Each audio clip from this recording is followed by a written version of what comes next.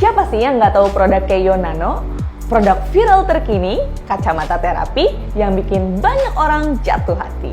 Banyak orang membelinya karena ingin matanya kembali normal dari minus, plus, silindris, atau ingin melindungi matanya dari paparan radiasi gadget.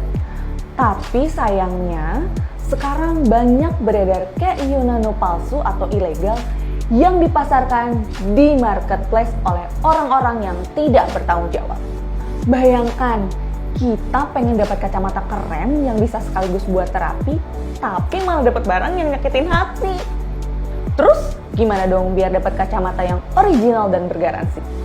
Jawabannya adalah dapatkan di distributor resmi dan official website K-Link, Kmart, dan Knet.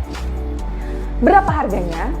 Harganya Rp669.000 untuk wilayah A dan Rp692.000 untuk wilayah B. Jika ada yang menjual di luar harga tersebut, kemungkinan itu adalah palsu atau ilegal. So, pastikan barang yang kamu beli bukan barang abal-abal biar kamu tidak menyesal karena cuman Keio Nano original yang bisa bikin mata kamu kembali normal.